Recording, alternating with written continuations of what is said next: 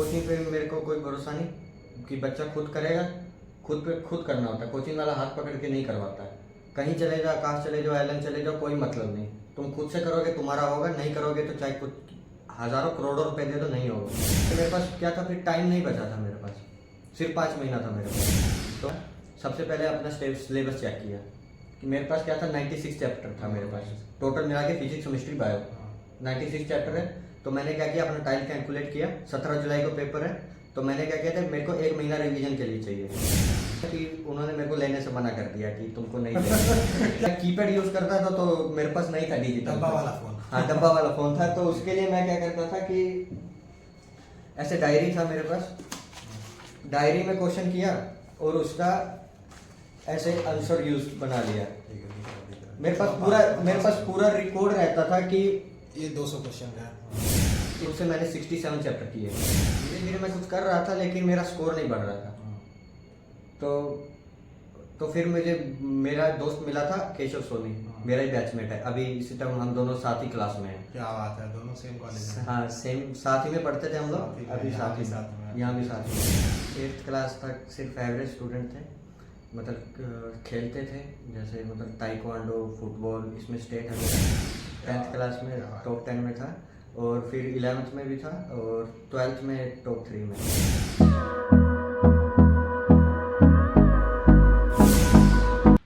So hello guys, this is RKB second year MBBS student at AIIMS Gorakhpur, और आज हमारे साथ है बलजीत, जिन्होंने नीट 2022 में 2414 ऑल इंडिया रैंक नीट में लाया था, और इनका स्कोर था 2022 में 662।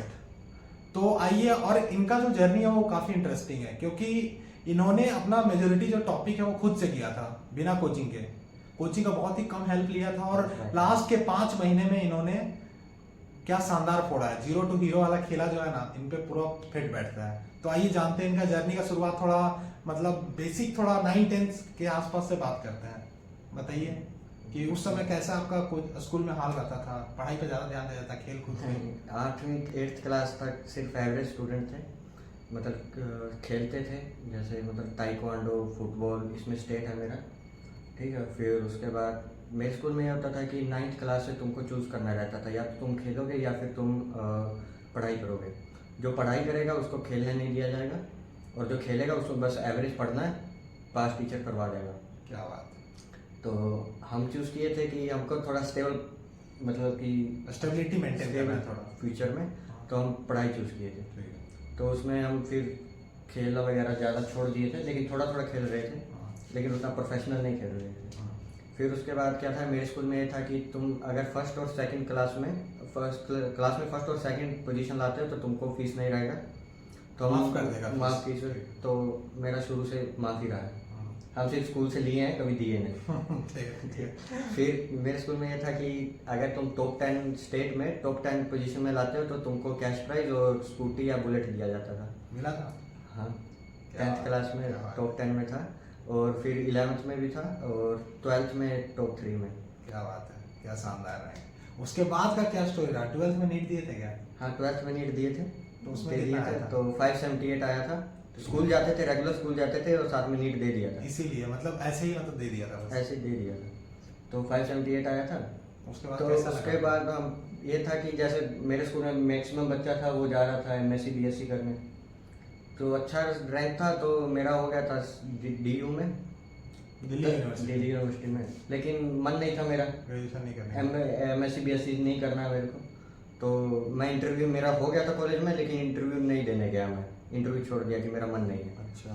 तो फिर उसके बाद लेकिन मेरा मन था कि हमको यूपीएससी करना है, लेकिन उसके लिए कि ग्रेजुएशन चाहिए। हाँ। तो फिर हम सोचे कि लेकिन फिर मेरे पेरेंट्स का क्या था, उनको वो हम मेरे को भेजना चाह रहे थे ऑस्ट्रेलिया बिजनेस के लिए, कि अपना सेल्फ इंडिपेंडेंट, कि अपना स्टेबल हो जाओ।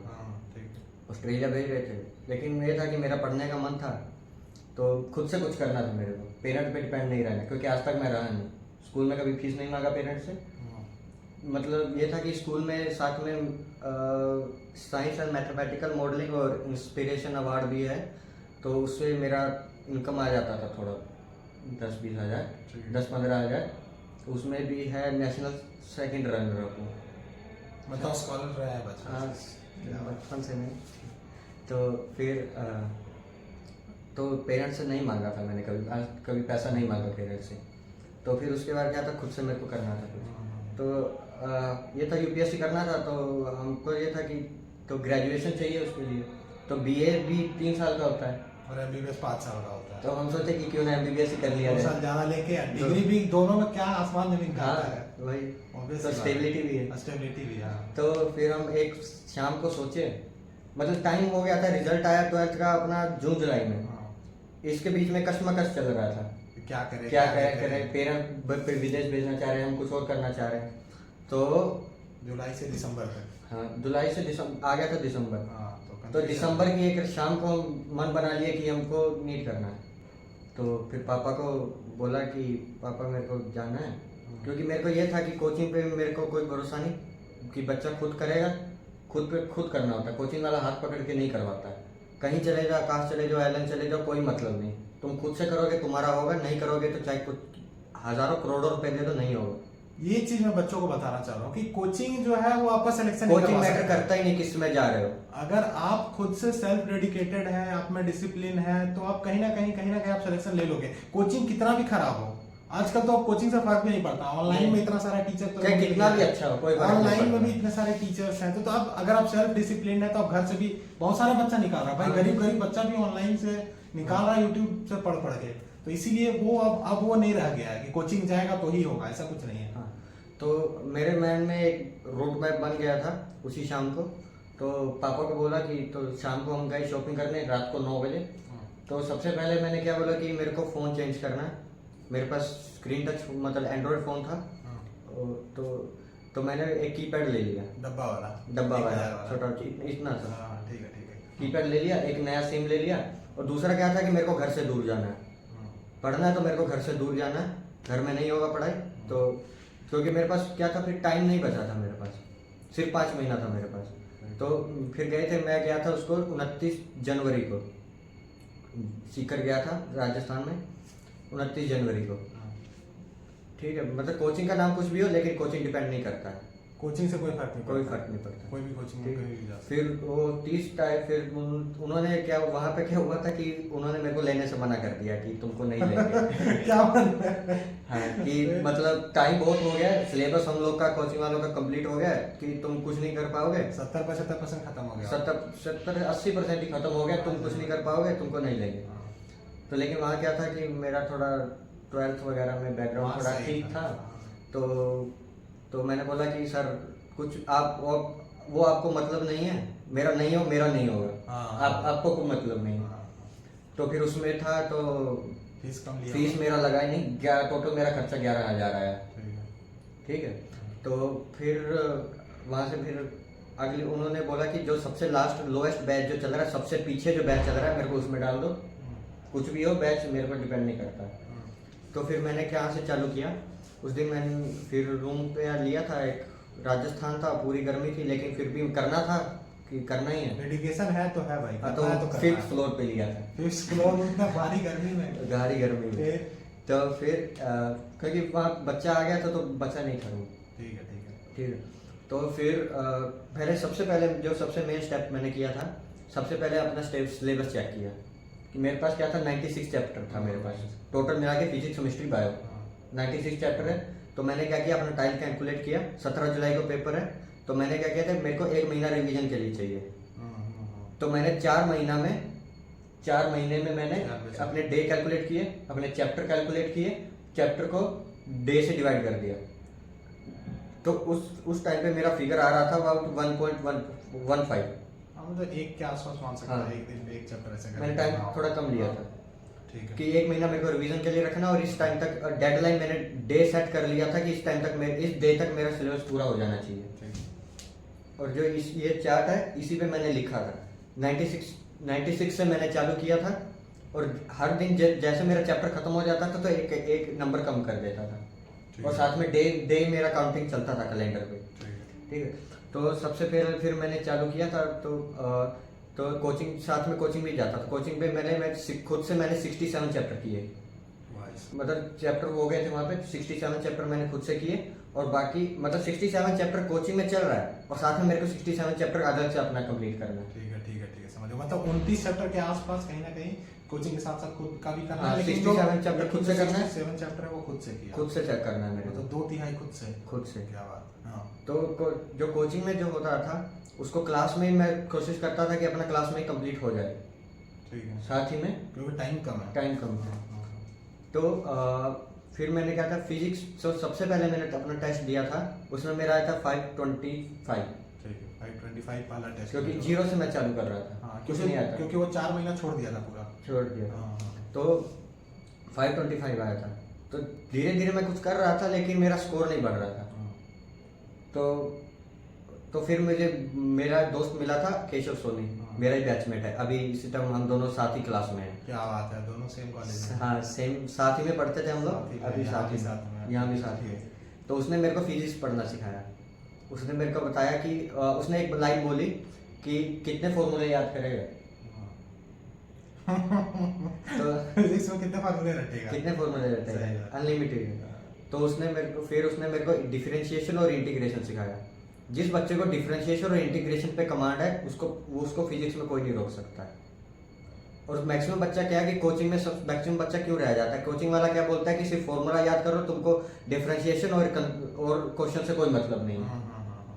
लेकिन हम लोग उल्टा चालू कर रहे थे कि हम लोग को डिफरेंशिएशन मतलब कि जो डेरिवेशन है, डेरिवेशन आना चाहिए। क्योंकि कुछ अब तो फिलहाल 1-2 साल से ऐसा कर दिया है कि डायरेक्ट पूछ रहा है, लेकिन जो पहले का जो क्वेश्चन रहता था वो डायरेक्ट नहीं बनता था, उसमें 3-4 फार्मूला कहीं ना कहीं डेराइव होके आता था। हाँ, थोड़ा सा क्वेश्चन चेंज कर लिया आप वहीं रह जाओगे, वहीं खत्म। आपका मतलब 35-36 से ज्यादा क्वेश्चन सॉल्व ही नहीं होगा। हाँ। क्योंकि पहले का जो क्वेश्चन आता था उसमें 7-8-10 क्वेश्चन ऐसा रहता था जो कि डेराइव रहता था। अब क्वेश्चन मुश्किल कैसे बनता है, आप एक के बाद एक स्टेप बढ़ा दो क्वेश्चन मुश्किल बनता जाएगा। लेकिन ये नहीं है कि क्वेश्चन का स्टैंडर्ड हाई हो गया, या लैंग्वेज हाई हो गया, या कोई नया फॉर्मूला डाल दिया, हाँ। या नया डेरिवेशन डाल दिया। हाँ। डेरिवेशन वही है, बस स्टेप बढ़ गए, 1-2 स्टेप हो गए तो क्वेश्चन डिफिकल्ट हो गया। वही है, क्योंकि टाइम कम है, टाइम कम है। क्वेश्चन ज्यादा तो सॉल्व करना अब है। मेरे को ये था कि मेरा माइंडसेट ये था कि मेरे को एक बार में पढ़ना और एक बार में खत्म करना है। टाइम कम है। ठीक। तो बायो मैंने पूरा खुद से पढ़ा, कोचिंग में नहीं पढ़ाया जा रहा था। बायो कैसे किया, सिर्फ एनसीईआरटी पढ़ा। और मेरे टीचर ने ये बताया था कि 2017 के पहले का क्वेश्चन नहीं लगा रहा था मैं, प्रीवियस ईयर छोड़ दिया था, कोई मतलब नहीं। उससे पहले का ही क्वेश्चन कर रहा था, सिर्फ जो रिसेंट में आया बस वही, और जो भी एनसीईआरटी बेस है बस। एनसीईआरटी के बाहर का क्वेश्चन है कोई मतलब नहीं। मेरा भी वही था, बायोलॉजी में सीधा वही था। तो सिर्फ एनसीईआरटी पढ़ा, और तो उसमें क्या था कि मेरे को एक ही बार में पढ़ना और एक ही बार में उसको खत्म करना है। तो क्या करता था कि एक पैरा पढ़ लिया, उसको याद कर लिया। अब जब सेकंड पैरा पढ़ लिया तो क्या था, फर्स्ट पैरे को बिना देखे रिवाइज करता था। तो उसमें क्या था कि अब बिना देखे पढ़ रहा हूँ तो मेरे को पता चल जाएगा कि क्या मेरे माइंड में नहीं गया। फिर शुरू से लेके सेकंड तक, फिर सेकंड से लेके थर्ड तक, अब फोर्थ क्या पैरा पढ़ा तो 1 से लेके 4 तक पूरा बिना देखे बोलता था। इस तरह तो पूरा याद हो जाएगा। पूरा याद हो जाएगा, और मेरे पास ये पता चल गया कि मेरे पास क्या नहीं, मेरे माइंड में क्या नहीं गया। तो उसको क्या करता था, मैं इस पे लिखता था कि जो मेरे को याद नहीं है और कोई मेरे माइंड में नहीं है अभी। तो उसको क्या करता है, डेली सुबह उठ के इसको एक बार देखता था डेली। तो इसमें क्या था, इरेज करके या ब्लैक बोर्ड पे भी इरेज करके नया क्वेश्चन लिख देता था। जो एक बार याद हो गया फिर नया क्वेश्चन लिख देता था। तो ऐसे करके मेरे को बस एक बार में मेरे को क्या था कि बस याद कर लेना है, रिवीजन पे मेरे को डिपेंड नहीं रहना है। तो उसके ऐसे करके मेरा बायो हो गया। क्योंकि टाइम इतना कम है, 4-5 महीना ही बचा हुआ है। हाँ, उस समय 4-5 महीना ही बचा हुआ था ना। जीरो से चालू करना है मेरे को। हाँ। तो फिर फिजिक्स मेरा ऐसे हुआ कि मेरे को कॉन्सेप्ट सीखना है, और साथ में क्या था कि मैं दूसरा एक बुक यूज करता था कि जिसमें कि थोड़ा जेई मेंस और थोड़ा कि जिसमें मेरे को कंसेप्ट चाहिए, जिपमर का, जिम्स का, एम्स का, एआईपीएमटी का, ये भी क्वेश्चन मैं साथ में सोल्व करता था। एम्स को वैरायटीज ऑफ क्वेश्चंस मिल हाँ, जाते हैं क्योंकि मजा आता था। हाँ। मैं और केशव क्लास में बैठ के यही करते थे। केशव का भी आ जाएगा कभी ना कभी इंटरव्यू, अगले देखते हैं उसको पकड़ेंगे। तो मेरे साथ भी एक केस है, मेरा और मोनू दोनों सेम कोचिंग में थे, यहाँ भी आने के बाद सेम ही जगह है, वो भी यही है, उसका भी इंटरव्यू कभी ना कभी लेंगे। नहीं, मेरी क्लास के हम 6 लोग हैं। अच्छा, हम 6 लोग साथ में। यहाँ पे? हाँ, यहाँ पे। अच्छा, बढ़िया है भाई, चल आगे। और फिर केमिस्ट्री केमिस्ट्री में क्या था कि मेनली क्या था, टीचर थोड़ा ट्रिक्स बता देता था, वो मैं थोड़ा थोड़ा यूज़ करता था। लेकिन मेनली क्या था, केमिस्ट्री के लिए भी मैंने एनसीईआरटी यूज़ किया, एनसीईआरटी यूज़ किया, सिर्फ एनसीईआरटी। तो फिर और फिजिक्स के लिए भी मैंने एनसीईआरटी ही यूज़ किया। उसमें क्या था, जो बीच का क्वेश्चन रहता है शॉर्ट एक्सरसाइज, लेकिन लॉन्ग एक्सरसाइज पे ज़्यादा दिमाग नहीं लगाना है कि लोग उसमें ज़्यादा क्वेश्चन नहीं बनता है। तुमको छोटा छोटा जो क्वेश्चन रहेगा उसी पे ही फोकस करना है, क्योंकि 1 मिनट के एवरेज में वो क्वेश्चन उसी हिसाब से देता है ना कि हाँ, जिससे सॉल्व हो जाए तेरा। solve हो लॉन्ग जाए। क्वेश्चन बनाएगा तो वो दे नहीं सकता दे है, नहीं उसको भी सकता पता है कि 1 मिनट के अंदर सॉल्व करना है। हाँ, तो सिर्फ वही क्वेश्चन था। और क्या था, उसको मार्क कर लेता था, एक बार पढ़ा उसको मार्क कर लिया, ठीक है। और साथ में क्या था, फिर क्वेश्चन सोल्व करता था। तो क्वेश्चन सोल्व करते थे क्या, सबसे पहले मैंने, सबसे मेन स्टेप जो मैं करता था कि डायरी है क्या? हाँ, कि मैं सबसे पहला मेरा माइंडसेट ये होता था कि क्वेश्चन सोल्व पेपर दे दिया, फिर उसके बाद मैंने एनालाइज किया इतना मार्क्स आ रहा है, तो पहला माइंडसेट मेरा ये होता था कि क्वेश्चन गलत हुआ क्यों। तो फिर क्या था, उसका रीजन ढूंढता था कि या तो तुझे कंसेप्ट नहीं आता है, या तेरा सिली मिस्टेक हो रहा है, तू क्वेश्चन नहीं अच्छे से पढ़ रहा है, तू आंसर नहीं अच्छे से देख रहा है, तेरा कोई गलत है, कोई मिसकंसेप्ट हो गया कि गलत हुआ क्यों। मतलब 720 में 720 क्यों नहीं आया? 720 में 720 मेरे दिमाग में रहता था कि 720 क्यों नहीं आया मेरा, हाँ, क्यों नहीं आया, कहाँ गया मेरा नंबर। ठीक है। तो फिर उसका मैं सोल्यूशन ढूंढता था। क्वेश्चन मेरे को पता चल गया कि ऐसे गलत हो रहा है, तो फिर उसका सोल्यूशन ढूंढता था।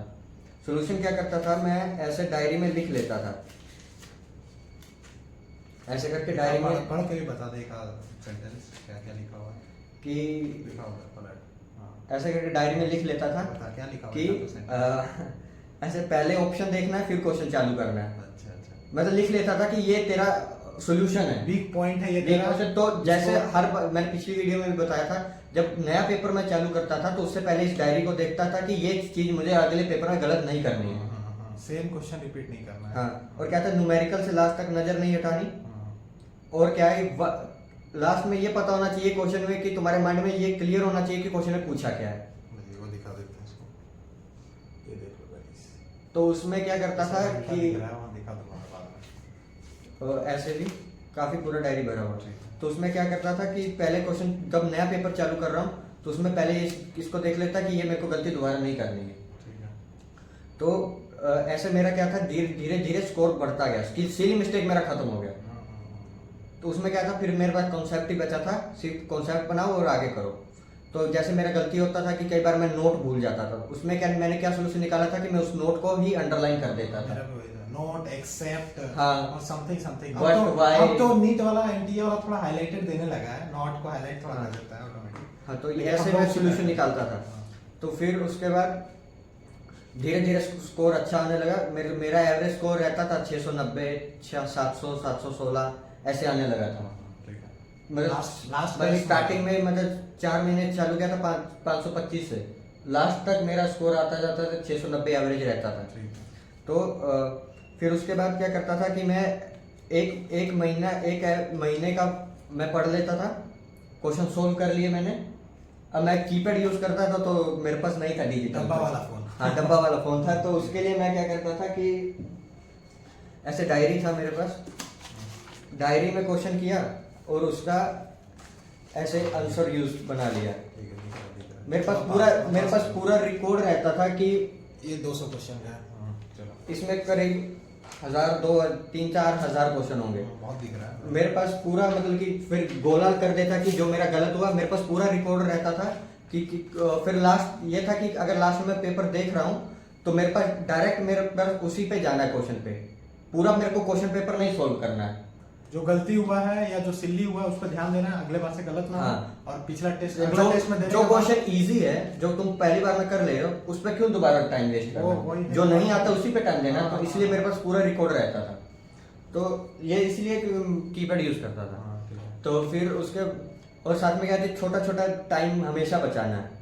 जैसे खाना खाने जा रहे हो, उसमें तुमको लाइन में ना लगना पड़े तो जल्दी चले जाओ, नहीं वो रोटी सेक के दे रहा तो खुद सेक लो।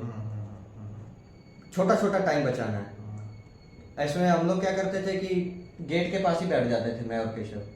टीचर ने खत्म हुआ, टीचर से पहले ही भाग जाते थे। तो ऐसे ऐसा किया करते थे। टाइम बच रहा है तो कहीं ना कहीं हाँ, यूटिलाइज करो। हाँ, टाइम बचाना है। हाँ, ठीक है।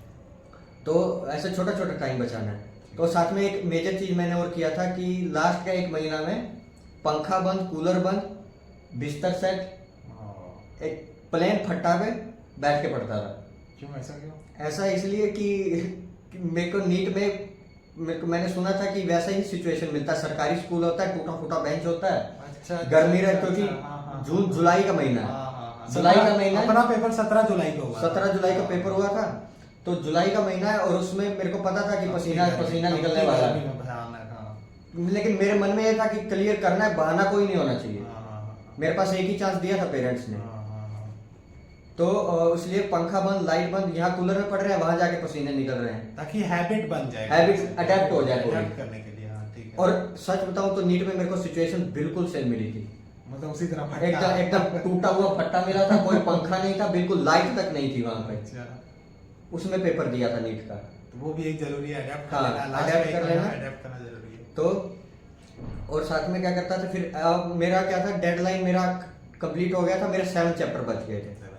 और मेरे चैप्टर कौन से बचे थे, मेनली केमिस्ट्री मेरा वीक रह गया था, मतलब 3 चैप्टर मैं पढ़ नहीं पाया था, तुम्हारा सॉलिड्स, इक्विलिब्रियम और इलेक्ट्रोकेमिस्ट्री मेन चैप्टर है। मतलब पढ़ा था लेकिन क्वेश्चन प्रैक्टिस नहीं कर पाया था मैं, क्योंकि टाइम नहीं से देख लिया कि ऊपर से देख लिया कि मेरे पास बाकी चैप्टर है तो ठीक है, हो जाएगा। तो उसका इफेक्ट दिखा था। हाँ हाँ, इफेक्ट क्या हुआ कि नीट में आए मेरे फिजिक्स में 180 में से 180, क्या बात। बायो में मेरे आए पूरे में से पूरे थे, 2 क्वेश्चन गलत किए, वो भी एनटीए ने गलत किए, मैं सही करके आया अकॉर्डिंग टू एनसीईआरटी। ठीक है, और मेरे बाकी जितने भी क्वेश्चन गलत हुए सिर्फ वो 2 चैप्टर से गलत हुए। ठीक है। और मैं दो क्वेश्चन ऑर्गेनिक से गलत हो गए थे। ठीक है।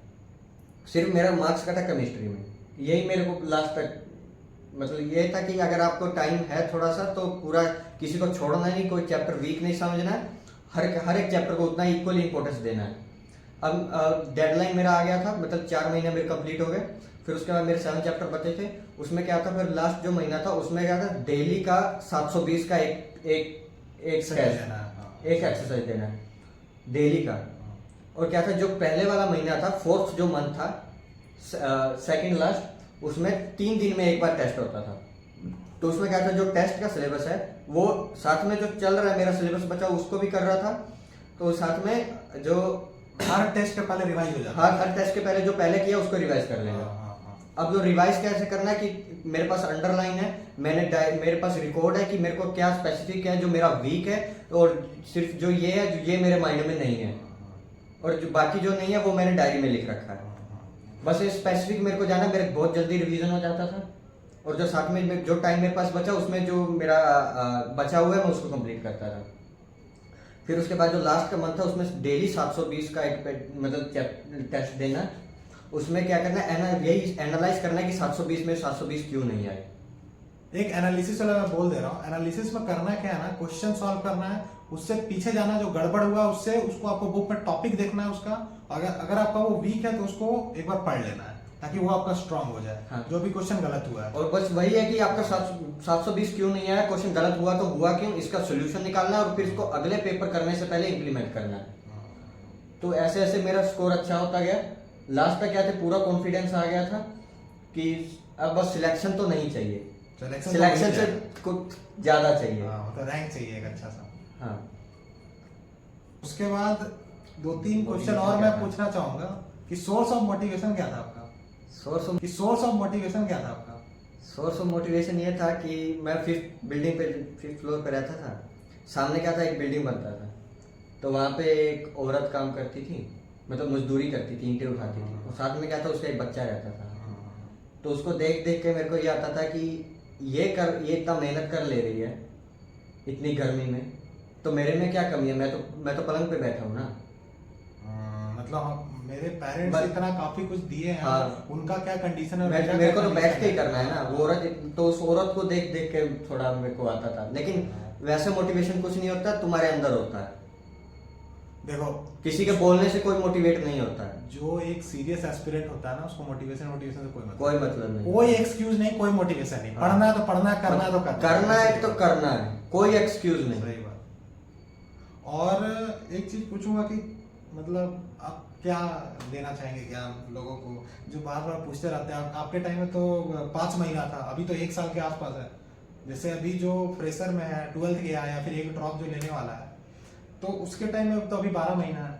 अगर ठीक है, जो नीट दिया है वो तो चलो 1 हफ्ता अभी ब्रेक ले आराम से, 1 हफ्ता 10 दिन 12 दिन, जिसका हो रहा है वो तो ऑल द बेस्ट भाई, आज जूनियर के रूप में।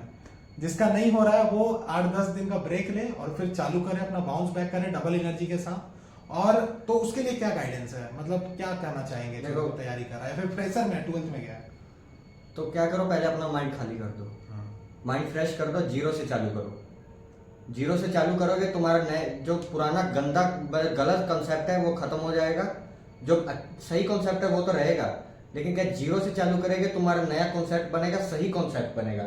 और क्या कि चालू करो, फिजिक्स से ऐसे करना है कि डेरिवेशन तुमको आना चाहिए, सिर्फ फॉर्मूले से काम नहीं चलेगा, तुमको डेरिवेशन आना चाहिए। हर कम से कम 2 बार अपने पास डेरिवेशन होना चाहिए। और सबसे क्या है कि इंटीग्रेशन और डिफरेंशिएशन जो टीचर बोलते हैं कि इंपॉर्टेंट नहीं है, और क्या है कि तुम्हारा सिर्फ फॉर्मूले पे ये ध्यान रखो, वैसा नहीं करना है, क्योंकि कॉन्सेप्ट बनाना है। क्योंकि 1-2 साल से ठीक है आसान पेपर आ रहा है, लेकिन हमको नहीं पता कि अगले साल क्या होने वाला है। कहीं ना कुछ टफ आ रहा है। पिछले बार क्या हुआ था कि बायोलॉजी जो है वो एसर्सन हम लोग के टाइम में पूछा था ज्यादा से ज्यादा। पिछले बार शायद इन द केस मेरे को जहां तक याद आ रहा है, केमिस्ट्री थोड़ा सा मॉडरेट किया था। इस साल क्या है, फिजिक्स थोड़ा सा लेंदी दिया है, टफ नहीं दिया है, लेंदी दिया है।